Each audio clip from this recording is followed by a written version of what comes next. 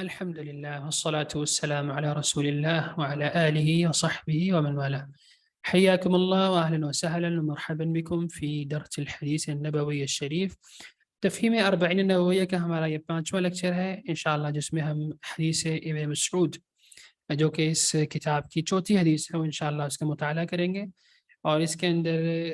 جو موضوعات ہیں بنیادی اس کے متعلق ہم جانیں گے انشاءاللہ۔ اللہ تعالیٰ سے دعا ہے کہ ہمیں یہاں پر جمع ہونا اپنی بارگاہ میں قبول فرمائے، ہمیں علم نافع نصیب فرمائے، قرآن و سنت کی تعلیمات کو ہمارے لیے سمجھنے کے لیے آسان بنائے۔ چلتے ہیں اپنے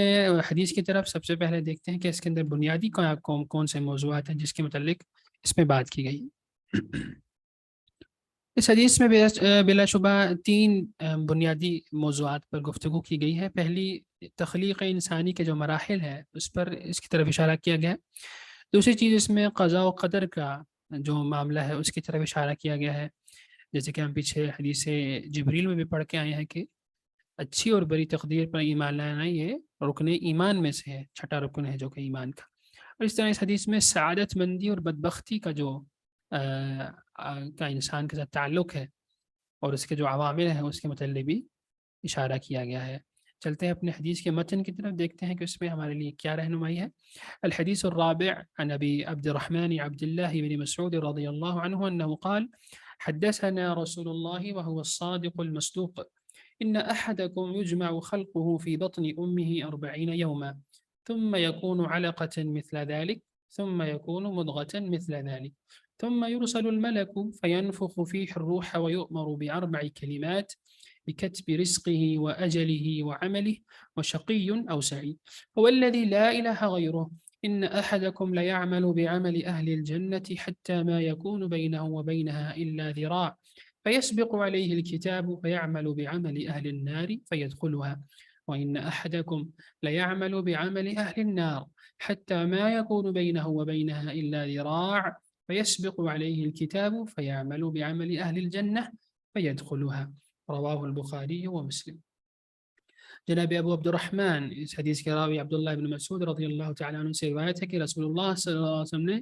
ہم سے ایک حدیث بیان فرمائی، آپ سچے بھی ہیں اور آپ کی سچائی تسلیم بھی کی گئی ہے۔ یعنی یہ جو جملہ ہے دراصل عبداللہ بن مسعود نے نبی کریم صلی اللہ علیہ وسلم کی تعریف میں بیان فرمایا کہ آپ سچے بھی ہیں، یعنی آپ صلی اللہ علیہ وسلم نے جو کچھ فرمایا وہ سچ ہے، اور یہی محمد رسول اللہ کے معنیوں میں سے ایک معنی ہے، جیسے کہ ہم نے پچھلی حدیث میں پڑھا تھا۔ اور اس طرح آپ کی سچائی تسلیم بھی کی، یعنی دنیا میں بہت سے لوگ ایسے بھی ہیں، جیسے مسلمان ہونے کی حیثیت سے ہمارا بھی یہ ایمان ہے کہ آپ صلی اللہ علیہ وسلم سچے ہیں، اور ان کی سچائی بھی تسلیم کرنے والے موجود ہیں۔ صحابہ کرام سب سے پہلا وہ گروہ ہے جنہوں نے آپ صلی اللہ علیہ وسلم کی سچائی تسلیم کی، اور اس کے بعد یہ سلسلہ آج بھی جاری ہے، جیسے کہ خود قرآن کریم میں ارشاد ہوا، اللہ تعالیٰ نے فرمایا وَمَا يَنْطِقُ عَنِ الْهَوَىٰ إِنْ هُوَ إِلَّا وَحْيٌ يُوحَىٰ۔ یہ نبی اپنی خواہش نفس سے بات نہیں کرتے، بلکہ جو کچھ ان کی طرف وحی کی جاتی ہے اسی کے متعلق بات کرتے ہیں۔ آگے فرمایا آپ نے کہ نبی کریم صلی اللہ علیہ وسلم نے ارشاد فرمایا تم میں سے ہر ایک کی تخلیق کو اس کی ماں کے پیٹ میں 40 دن تک جمع رکھا جاتا ہے، پھر اتنے ہی دن جمے ہوئے خون کی شکل میں رکھا جاتا ہے، یعنی 40 دن 80 دن کے بعد پھر اتنے ہی دن گوشت کے لوتھڑے کی شکل میں رکھا جاتا ہے، یعنی جب 120 دن گزر جاتے ہیں تو وہ مادہ جو پہلے ماں کے پیٹ میں رکھا جاتا ہے 40 دن، وہ خون کی شکل میں بدلتا ہے، پھر اس کے بعد وہ گوشت کی شکل میں، گوشت کے لوتھڑے کی شکل میں بدل جاتا ہے۔ پھر اس کی طرف، یعنی جب 120 دن گزر جاتے ہیں، اس کی طرف ایک فرشتے کو بھیجا جاتا ہے جو اس میں روح پھونکتا ہے۔ اسے 4 باتیں لکھنے کا حکم دیا جاتا ہے، جو اس میں روح پھونکتا ہے اسے 4 باتیں لکھنے کا حکم دیا جاتا ہے، یعنی وہ جو فرشتہ ہے وہ 4 باتیں اسی ٹائم اس شخص کے متعلق جو کچھ بھی وہ بچے میں ہے، نر ہے یا مادہ ہے، لڑکا ہے یا لڑکی ہے، اس کے متعلق 4 باتیں وہ لکھتا ہے، اس کی رزق، اس کا عمل، اس کی عمر، اس کا عمل، اور یہ کہ وہ نیک بخت ہے یا بدبخت۔ یعنی اللہ رب العزت اپنے علم کی وجہ سے یہ بات اس کی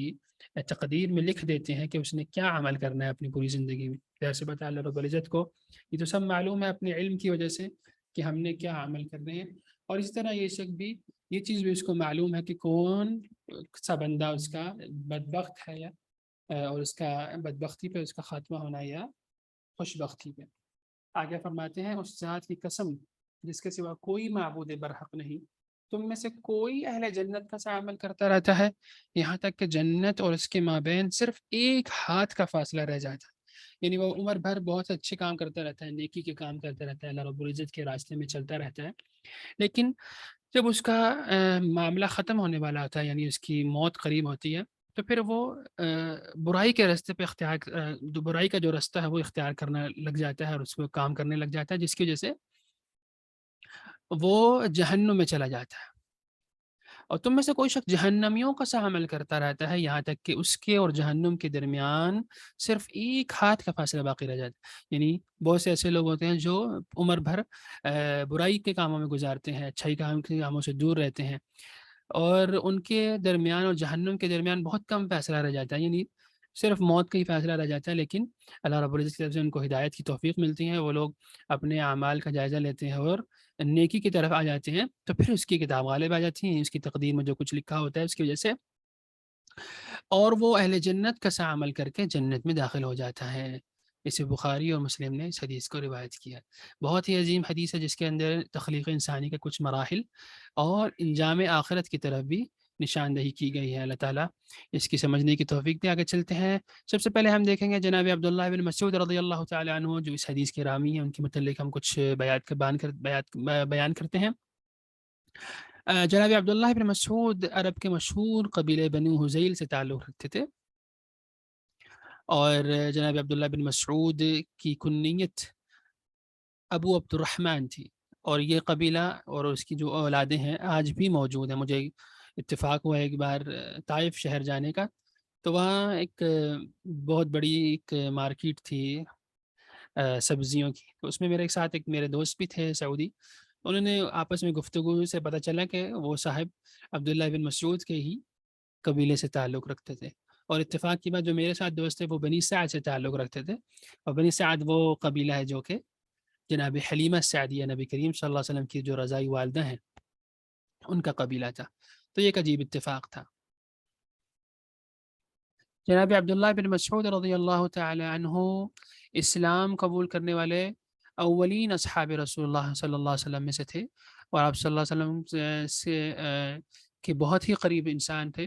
وہ خود کہتے ہیں کہ میں اسلام لانے والوں میں تقریباً 6ویں نمبر پہ تھا، یعنی بہت ہی شروع میں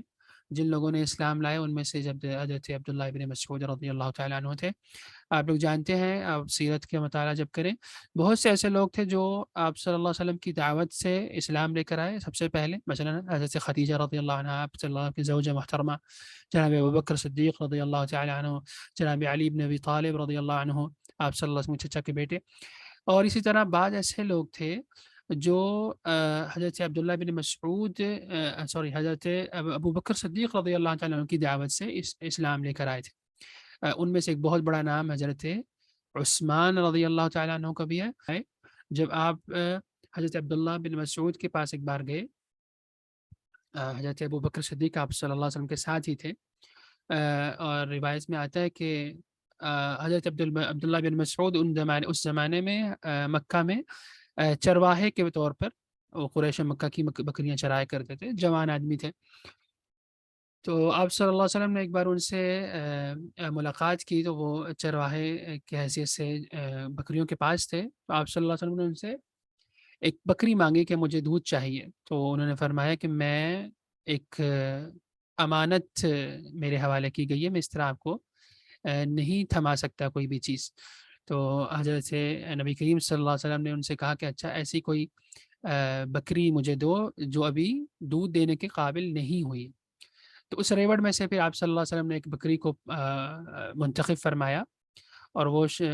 جیسے اس کے تھنوں کو ہاتھ لگایا تو آپ صلی اللہ علیہ وسلم کی برکت سے اور اللہ رب العزت کے اذن سے اس میں دودھ بھر آیا. اور اس کے بعد حضرت عبداللہ بن مسعود رضی اللہ تعالیٰ عنہ آپ صلی اللہ علیہ وسلم کے اس اخلاق سے بہت زیادہ متاثر ہوئے، اور یہ سب جب انہوں نے دیکھا کہ ایک معجزہ آپ صلی اللہ علیہ وسلم کا ہوا ان کے سامنے، تو وہ بہت زیادہ متاثر ہوئے اور آپ صلی اللہ علیہ وسلم کی مجلس میں آئے اور انہوں نے اسلام قبول کیا. اور بہت سے ان لوگوں میں وہ شمار ہوتے ہیں جنہوں نے سب سے پہلے اسلام قبول کیا. اور حضرت عبداللہ بن مسعود وہ شخصیت ہیں جو اپنی ذات میں ایک پوری امت ہے. یعنی آپ بیک وقت ایک مجاہد بھی تھے، عالم فاضل شخصیت تھے، زاہد تھے، عابد تھے، مفتی تھے. یعنی وہ صحابہ کے اندر ان کا ایسا مقام تھا جو باقاعدہ اسلامی اور دینی احکام پر فتویٰ دیا کرتے تھے، یعنی جو صحابہ مفتی تھے ان میں سے ایک حضرت عبداللہ بن مسعود تھے۔ اسی طرح وہ بہت ہی مانے ہوئے استاد تھے، ان کے حلقۂ تلاميذ بہت زیادہ وسیع تھا، ان کے تلاميذ جو ہیں بہت زیادہ تعداد میں تھے۔ قرآن کریم کے قاری بہت زیادہ مشہور تھے، آپ صلی اللہ علیہ وسلم کے جو سب سے زیادہ قریب رہنے والے اشخاص تھے اور جنہوں نے آپ صلی اللہ علیہ وسلم سے ڈائریکٹ قرآن کریم پڑھا اور سیکھا، ان میں سے حضرت عبداللہ بن مسعود بہت زیادہ نمایاں شخصیت ہے۔ تفسیر قرآن میں حضرت عبداللہ بن مسعود کا بہت بڑا ایک درجہ ہے۔ اسی طرح فقیہ، جیسے کہ میں نے کہا مفتی تھے چونکہ، اور مفتی وہی ہوتا ہے جو فقہ کا علم رکھتا ہے۔ اور اس طرح حضرت عبداللہ بن مسعود کچھ وقت کے لیے بطور جج بھی کام کرتے رہے خلافت راشدہ میں۔ اور حضرت عبداللہ بن مسعود ان لوگوں میں سے ہیں جنہوں نے اپنے سامنے بہت زیادہ مشکل وقت بھی دیکھا، یعنی جب مکہ میں مسلمانوں پر گھیرا بہت زیادہ تنگ تھا، تو حضرت عبداللہ بن مسعود وہ پہلے شخص ہیں جنہوں نے کعبہ کے اندر کھڑے ہو کر اونچی آواز میں سورہ رحمان کی تلاوت کی، اور جیسے ہی انہوں نے جب اس کی تلاوت کی، آپ صورت میں پڑھ سکتے ہیں، یہ واقعہ وہاں پر بھی موجود ہے کہ حضرت عبداللہ بن مسعود کے آواز بلند کرنے کے ساتھ ہی کفار مکہ ان کی طرف لپکے اور ان کو انتہائی زد و کوب کیا اور ان کو بہت زیادہ مارا۔ دوسرے دن بھی انہوں نے یہی کیا، انہوں نے دوسرے دن بھی ان کو مارا، تیسرے دن بھی غالباً انہوں نے یہی کیا، وہ بہت زیادہ ان کو تکلیف ہوئی تو حضرت نبی کریم صلی اللہ علیہ وسلم نے ان کو پھر منع فرما دیا۔ اسی طرح حضرت عبداللہ بن مسعود کا فضائل میں سے یہ ہے کہ آپ صلی اللہ علیہ وسلم نے ایک بار ان کو درخت پر چڑھایا اور کوئی چیز اتارنے کا حکم دیا، تو جیسے وہ درخت پر چڑھے تو ان کی باریک پنڈلیاں سب کو نظر آ گئیں۔ جیسے اس زمانے میں ظاہر سے پتہ اتنے لمبے لمبے قمیضیں نہیں پہنا کرتے تھے لوگ، تو ان کی پنڈلیاں جب نظر آئیں تو آپ صلی اللہ علیہ وسلم کے ساتھ جو صحابہ تھے ان کی ہنسی چھوٹ گئی کہ اتنی پتلی پتلی پنڈلیاں ہیں، ان کی ٹانگیں پتلی پتلی ہیں۔ تو حضرت نبی کریم صلی اللہ علیہ وسلم نے ارشاد فرمایا کہ تم کیوں ہنستے ہو؟ عبداللہ کی ٹانگیں میزان میں احد پہاڑ سے بھی زیادہ بھاری ہیں، یعنی وہ عبداللہ ہے اور ان کی ایمان کا یہ درجہ ہے، اور اللہ رب العزت کی ہاں ان کی یہ ویلیو ہے کہ ایک ترازو میں احد پہاڑ رکھ دیا جائے، اور آپ میں سے اگر جنہوں نے احد پہاڑ دیکھا ہوا ہے تو وہ اس کی عظمت اور اس کی چوڑائی لمبائی کو دیکھ سکتے ہیں۔ ایک طرف احد پہاڑ رکھا جائے اور ایک طرف عبداللہ کی یہ دو ٹانگیں رکھی جائیں تو یہ ٹانگیں اس احد پہاڑ پر بھاری ہو جائیں گی، یعنی یہ اللہ رب العزت کی ہاں ان کا مقام و مرتبہ ہے۔ حضرت عبداللہ بن مسعود 32 ہجری میں جناب حضرت عثمان رضی اللہ تعالیٰ عنہ کے زمانے خلافت میں فوت ہوئے۔ حضرت عثمان رضی اللہ تعالیٰ عنہ نے ہی ان کی نماز جنازہ پڑھائی، اور آپ تقریباً 60 سال سے اوپر تھے جب آپ کی وفات ہوئی۔ اللہ تعالیٰ ان سے راضی ہو اور اللہ تمام صحابہ کرام سے راضی ہوں جنہوں نے دین کے لیے سختیاں برداشت کی اور ہم تک اس دین کو مکمل طور پر پہنچایا۔ اور حضرت عبداللہ بن مسعود کا ہم پر ایک اور احسان یہ بھی ہے کہ انہی کے ذریعے ہم تک قرآن کریم بھی پہنچا، یعنی وہ ان صحابہ میں سے ہیں جو نبی کریم صلی اللہ علیہ وسلم سے ڈائریکٹ قرآن کریم روایت کرتے ہیں، جنہوں نے نبی کریم صلی اللہ علیہ وسلم سے ڈائریکٹ قرآن کریم پڑھا اور اس کو پھر اپنے تلامذہ میں پہنچایا، اور تلامذہ سے پھر آج 1400 سال بعد ہمارے پاس بھی یہ قرآن کریم موجود ہے، رضی اللہ عنہ وارضاہ۔ اچھا، چلتے ہیں اپنے حدیث کے متن کی طرف۔ اس حدیث کے متن میں جیسے کہ میں نے کہا تخلیق انسانی کے متعلق بات ہوئی ہے، اسی کے علاوہ اس کے ساتھ ساتھ اس کے اندر تقدیر کے حوالے سے بیان ہوا ہے، اور انسان کی سعادت اور شقاوت کے متعلق بات ہوئی ہے۔ میں نے پہلے اپنے درس میں یہ بات کہی تھی کہ قرآن کریم میں بہت سارے ایسے مضمون ہیں جو حدیث کے اندر بھی آئے ہیں، اور حدیث کے اندر بھی بہت سارے ایسے مضمون ہیں جو قرآن کریم کے اندر موجود ہیں، یعنی یہ دونوں ایک دوسرے کی موافقت کرتے ہیں، ایک دوسرے کی تائید کرتے ہیں۔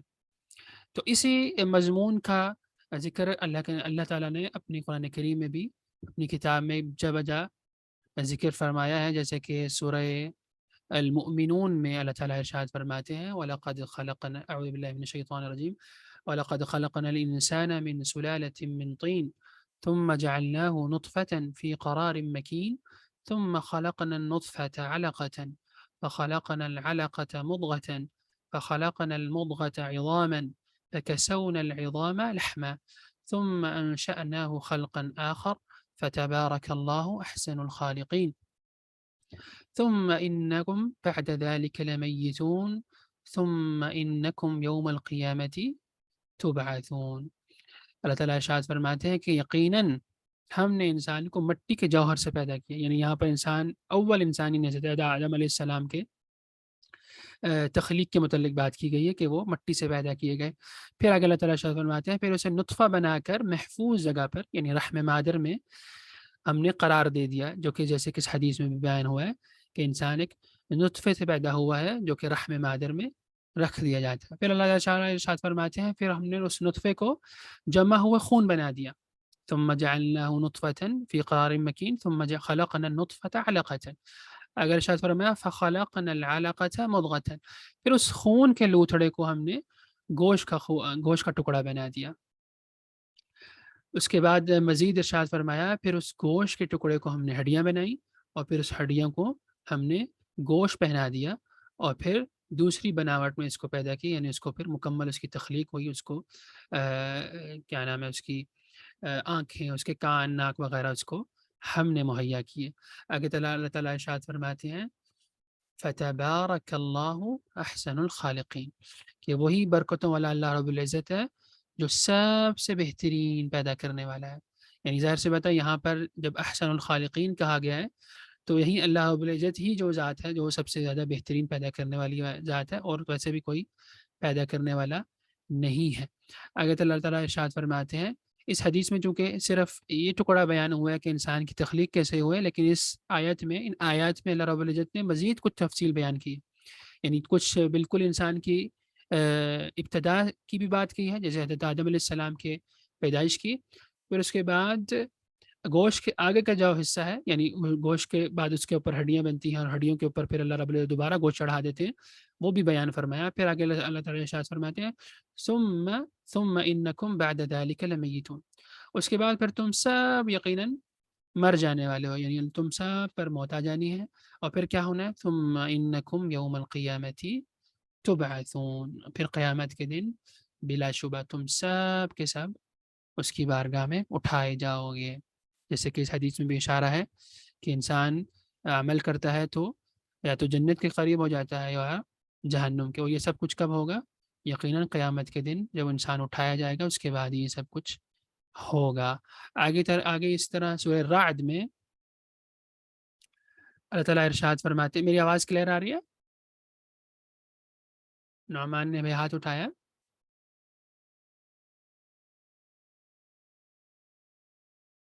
میری آواز کلیئر ہے تو بتائیے۔ اوکے طیب جی، سورہ رعد میں اللہ تعالیٰ ارشاد فرماتے ہیں، اسی حدیث میں جو آیا ہے اس کا مفہوم ہے، یہاں پر بات ملتی جلتی ہے۔ یعلم ما تحمل كل انثى وما تغيض الارحام وما تزداد وكل شيء عنده بمقدار، یعنی مادہ اپنے شکم میں جو کچھ رکھتی ہے یعنی اپنے پیٹ میں، اور یہاں مادہ یعنی مادے سے مراد ہر قسم کے فیمنن کی بات ہوئی ہے، چاہے وہ انسان ہے چاہے وہ حیوان ہے، اللہ تعالیٰ اسے بخوبی جانتا ہے جو کچھ بھی کسی مادہ کے پیٹ میں موجود ہے، اور اللہ تعالیٰ یہ بھی جانتا ہے کہ کب اس کا پیٹ بڑھنا ہے اور کب اس کا پیٹ گھٹنا ہے۔ اور اللہ تعالیٰ آگے ارشاد فرماتے ہیں وَكُلُّ شَيْءٍ عِنْدَهُ بِمِقْدَارٍ، ہر چیز اس کے پاس ایک اندازے سے ہے۔ یہاں پر اشارہ ہے اس بات کا جو حدیث میں آیا ہے کہ ہر چیز انسان کی تقدیر میں اللہ رب العزت نے لکھ دی ہے اپنے علم کی وجہ سے۔ رحم مادر میں کیا ہے؟ نر ہے یا مادہ ہے، خوبصورت ہے یا بدصورت ہے، نیک ہے یا بد ہے، طویل العمر ہے، قصیر العمر ہے یعنی لمبی عمر ہے چھوٹی عمر ہے، یہ سب باتیں اللہ رب العزت جانتے ہیں۔ اور اسی طرح پیٹ کا گھٹنا بڑھنا اس سے مراد بلا شبہ مدت حمل ہے جو عام طور پر 9 ماہ ہوتی ہے۔ اور اس طرح آگے اللہ تعالیٰ ارشاد فرماتے ہیں وَكُلُّ شَيْءٍ عِنْدَهُ بِمِقْدَارٍ، یعنی کسی کی زندگی کتنی ہے، اسے رزق کتنا ملنا ہے، اس کا پورا کا پورا اندازہ اللہ رب العزت کو ہے اور کسی کو نہیں ہے۔ اس حدیث سے ہمیں یہ پتہ چلتا ہے کہ ہمیں ان 5 باتوں پر ایمان رکھنا چاہیے۔ سب سے پہلی بات یہ کہ بنی نوع انسان بلکہ اس پورے کائنات کا خالق اللہ رب العزت ہے، جیسے کہ آیات میں بیان ہوا اور حدیث میں بھی اس بات کی تائید ہوئی کہ انسان کی تخلیق کرنے والا اللہ رب العزت ہے، اور اسی طرح اللہ رب العزت نے اس کے نصیب کا رزق لکھ دیا ہے، جیسے کہ ہم نے حدیث میں پڑھا 4 چیزیں انسان کی تخلیق کے بعد لکھ دی جاتی ہیں جب اس میں روح پھونکی جاتی ہے، اس میں سے ایک ہے رزق کا لکھ دینا۔ اللہ رب العزت کی طرف سے لکھ دیا جاتا ہے کہ اس شخص نے کتنا رزق اس کو ملنا ہے اس کی پوری زندگی میں۔ اس کے لیے ایفرٹ اس کو کرنی چاہیے، لیکن جو کچھ اس کے لیے لکھا ہوا ہے وہ یقیناً اس کو ملنا ہے، اور اللہ رب العزت کی طرف سے وہی کچھ اس کو ملتا ہے جس کی وہ سعی کرتا ہے، جس کی وہ کوشش کرتا ہے۔ آگے اس بات پہ ایمان رکھنا چاہیے مسلمان کو کہ اللہ رب العزت نے اس کی عمر بھی لکھ دی ہے، جس نے اس کو گزارنا ہی ہے، نہ اس کے اندر وہ کچھ کمی کر سکتا ہے، نہ ہی اس کے اندر کچھ زیادتی کر سکتا ہے، نہ 1 سیکنڈ کم کر سکتا ہے، نہ ہی 1 سیکنڈ زیادہ کر سکتا ہے۔ یہ اس بات کا یقین رکھنا چاہیے انسان کو، جیسے کہ اس حدیث میں بیان ہوا کہ عمر بھی ان چیزوں میں سے ہے جس کو لکھ دیا جاتا ہے۔ اس طرح اللہ رب العزت نے اپنے علم کی بنیاد پر ہر شخص کی سعادت مندی اور بدبختی کے متعلق بھی لکھ دیا ہے اپنے پاس لوح محفوظ میں، جس کو ہم کہتے ہیں، جہاں پر تمام تر جو چیزیں ہونی ہیں اس دنیا میں وہ سب کچھ اللہ رب العزت کے پاس لکھا ہوا ہے، اور وہ بھی یقیناً اس لیے لکھا ہے تاکہ انسان کے اوپر حجت تمام ہو جائے۔ اسی طرح اللہ تعالیٰ کے علم کی بدولت ہر شخص کے نصیب کا جو علم ہے، عمل ہے، وہ بھی اللہ رب العزت نے لکھ دیا۔ یعنی یہ چیز بھی ہم نے اپنے اس حدیث میں پڑھی ہے کہ اللہ رب العزت نے اپنے علم کی بدولت وہ سب اعمال بھی لکھ دیے ہیں جو انسان کرنے والا ہے، کیونکہ اللہ رب العزت کا علم ازلی علم ہے، اس کو ہر چیز کا علم ہے، جو کچھ ہونے والا ہے، جو کچھ ہوا ہے، جو کچھ ہوگا، اسی کی بنیاد پر اللہ رب العزت نے ہر شخص کے نصیب کا جو علم ہے وہ بھی لکھ دیا ہے۔ اور اسی طرح اللہ تعالیٰ نے نیکی اور بدی کو چننے کا اختیار انسان کو دے رکھا ہے، جیسے کہ حدیث میں آتا ہے کہ انسان عمل کرتا ہے تو وہ جنت کے قریب ہو جاتا ہے، اور انسان اپنے اعمال کی وجہ سے جہنم کے قریب پہنچ جاتا ہے۔ اسی طرح ہم نے پچھلی حدیث میں، حدیث جبریل میں بھی یہ بات پڑھی تھی کہ اللہ رب العزت نے انسان کو اس بات کا اختیار دیا ہے، جیسے کہ خود قرآن کریم میں ہے فَهَدَيْنَاهُ النَّجْدَيْنِ، کہ ہم نے اس کو 2 راستے دکھا دیے ہیں، یعنی نیکی اور بدی کا۔ پھر اس کے اپنے اوپر ہے کہ وہ اس میں سے کس کو چنتا ہے، اور وہ یا تو سعادت مندی کا حقدار ٹھہرتا ہے یا پھر بدبختی کا، نسأل اللہ السلامہ۔ اس حدیث سے ہمیں یہ بات بھی پتہ چلتی ہے کہ اللہ رب العزت اپنے بندوں پر بہت زیادہ مہربان ہے، بہت زیادہ شفقت فرمانے والے ہیں۔ وہ کیسے پتہ چلتا ہے؟ وہ اس حوالے سے پتہ چلتا ہے، جیسے کہ حدیث میں آتا ہے کہ اللہ رب العزت نے جب انسان کی تخلیق کا ارادہ فرماتا ہے تو اس کو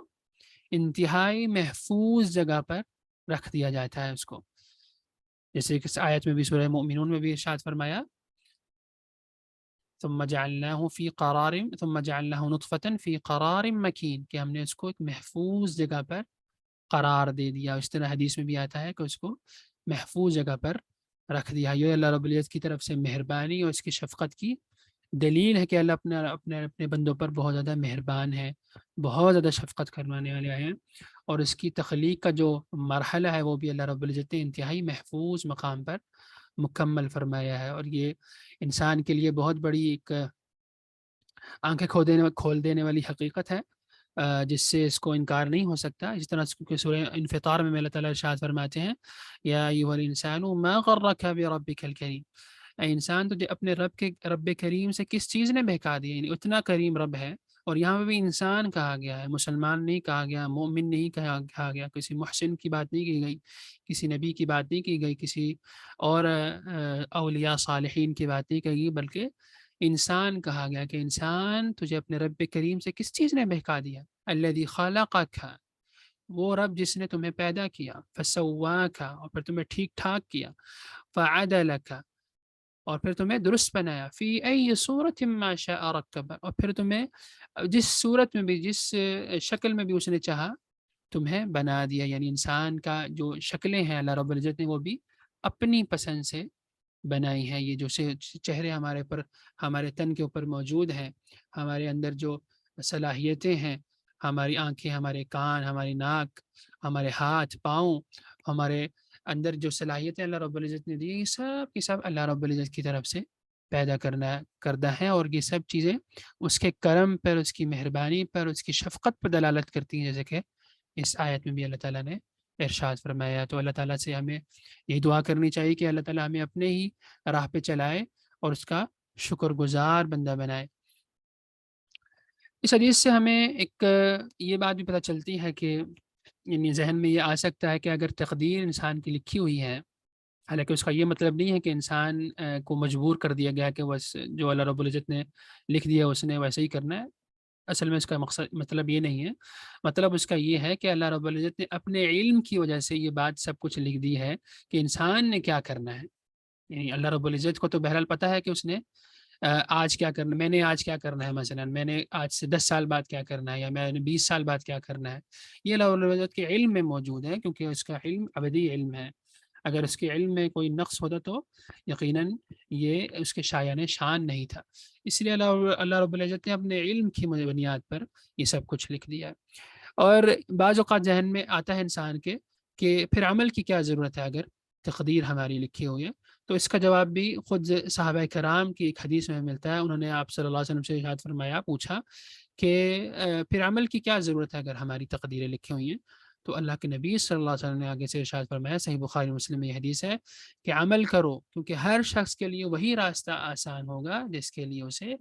پیدا کیا گیا ہے۔ اگر نیک بخت ہے تو نیک بختوں کا سا عمل اللہ رب العزت کی طرف سے آسان ہو جائے گا، اور اگر بدبخت انسان ہے تو اس کے لیے پھر بدبختوں کا سا عمل جو ہے وہ اس کے لیے مہیا کر دیا جائے گا۔ یعنی اللہ رب العزت کی طرف سے انہی چیزوں کا راستہ آپ کے لیے کھلے گا انسان کے لیے جس کی وہ خود خواہش کرے گا، جس راستے کا وہ خود چنے گا وہی راستہ اس کے لیے آسان ہوتا چلا جائے گا۔ یعنی اگر وہ اچھے اعمال کرے گا، نیک اعمال کرنا چاہے گا، تو اس کے لیے اللہ رب العزت مزید نیک راہیں آسان کر دیں گے، اس کے لیے علم سیکھنا آسان کر دیں گے، اس کے لیے فرما برداری کے جو طریقے ہیں وہ آسان فرما دیں گے، اس کے اندر اللہ رب العزت محبت ڈال دے گا، اپنی عبادت کا چاہت ڈال دے گا، اپنے آپ سے اس کو انسیت ہو جائے گی، اپنے رب کے کلام سے اس کو انسیت ہو جائے گی، اور اسی طرح اللہ کے نبی صلی اللہ علیہ وسلم کے اتباع کی اس کے اندر حرص مزید بڑھے گی۔ اور اس طرح اس کے اگینسٹ اگر ایک شخص کے دل میں یہ چور ہے اور وہ یہ چاہتا ہے کہ وہ نیک کام نہ کرے بلکہ وہ شیطان کے عمل پہ چلے، وہ اپنے خواہشات نفس کی طرف چلے، اس کی پیروی کرے، تو اس شخص کے لیے پھر ایسی قسم کے کاموں کو اللہ رب العزت کی طرف سے آسان کر دیا جائے گا۔ یعنی وہ پھر اسی طریقے سے چلتا رہے گا اور وہ یہاں تک کہ جہنم کے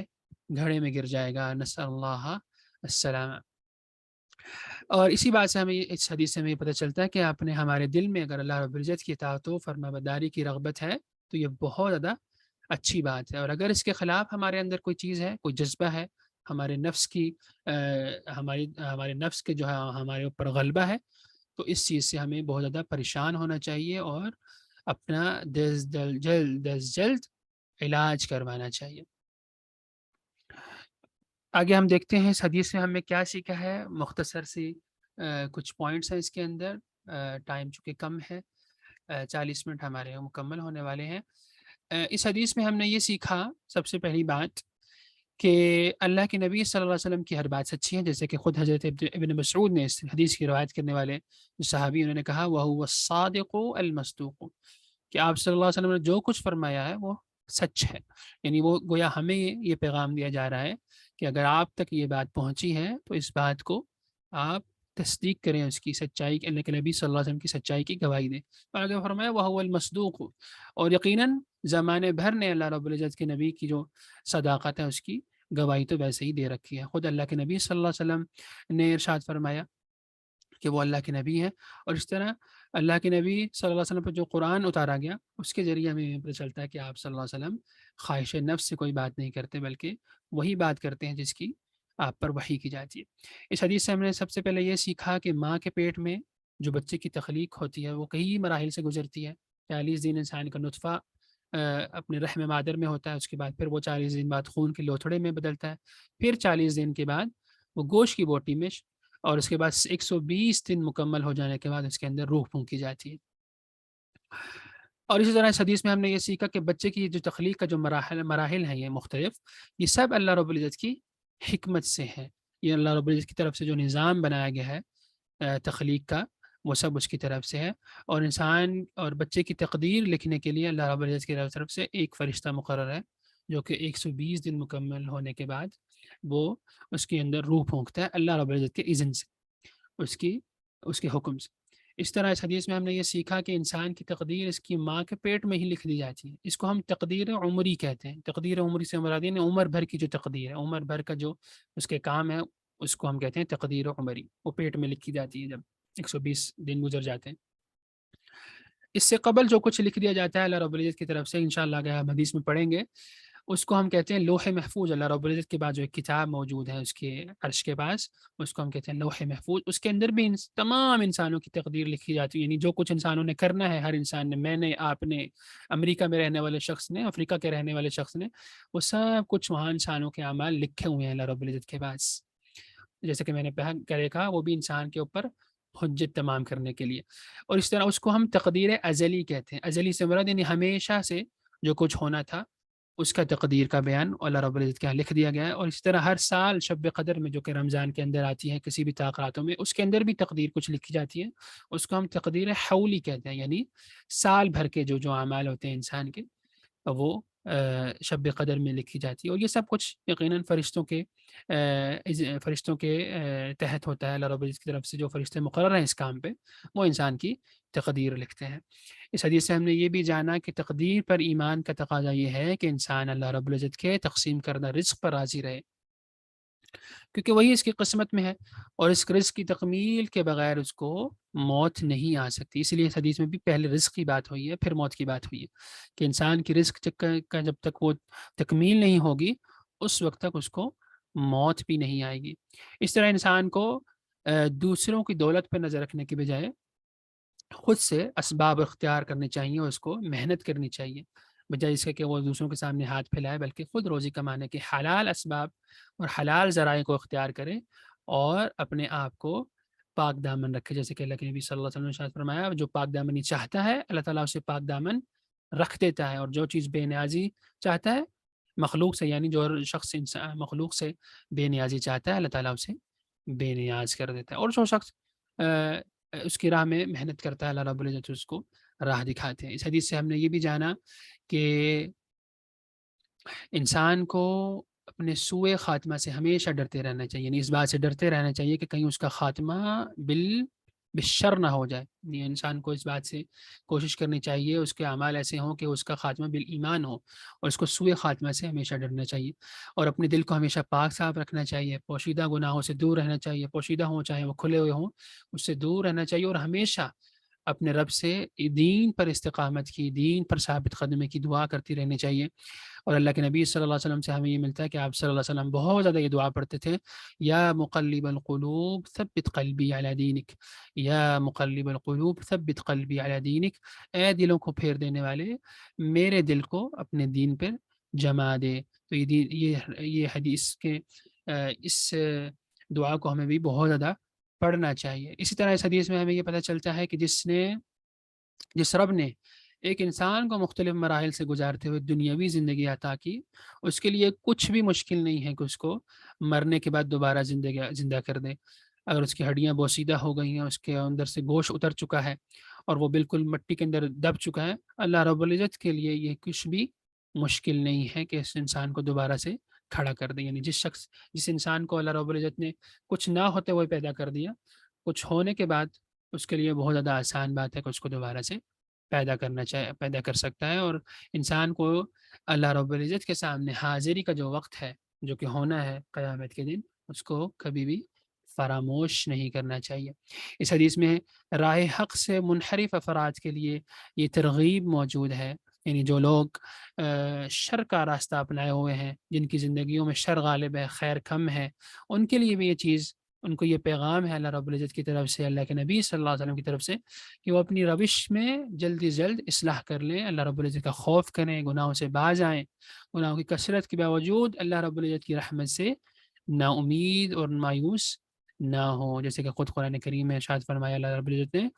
یا عبادی الذین اسرفوا علی انفسہم لا تقنطوا من رحمت اللہ، کہ اے وہ میرے بندوں، یہاں بھی بندوں فرمایا، انسانوں کو، پوری انسانیت کو ارشاد فرمایا کہ اے وہ میرے بندوں جنہوں نے اپنی جانوں پر ظلم کر لیا ہے، یعنی انتہائی گناہوں میں پڑھ کے اپنے آپ کو اللہ کی رحمت سے دور کر لیا ہے، تو اپنے رحمت سے مایوس نہ ہو اللہ رب العزت کی، بلکہ اس کے ساتھ اچھا گمان رکھو اور اس کی طرف پلٹ آؤ. اس حدیث میں بھی یہی مطلب ہمیں پیغام ملتا ہے کہ ہمیں اپنے رب سے اچھا گمان رکھنا چاہیے، اس کی راہ میں چلنا چاہیے، اس کی نبی کریم صلی اللہ علیہ وسلم کی اتباع کرنی چاہیے، کیونکہ اللہ رب العزت اپنے بندے سے اس کے گمان کے مطابق ہی فیصلہ کرتا ہے۔ اور یہ تھی ہماری حدیث آج کی، جس میں ہم نے یہ چند باتیں سیکھی۔ اللہ تعالیٰ اس میں ہمیں مزید برکت دے، ہمیں علم نافع نصیب فرمائے۔ آپ کا کوئی سوال ہے تو آپ کر سکتے ہیں۔ وَهَذَا وَاللَّهُ أَعْلَمُ وصلی اللہ وسلم علی نبینا محمد وعلى آلہ وصحبہ وسلم۔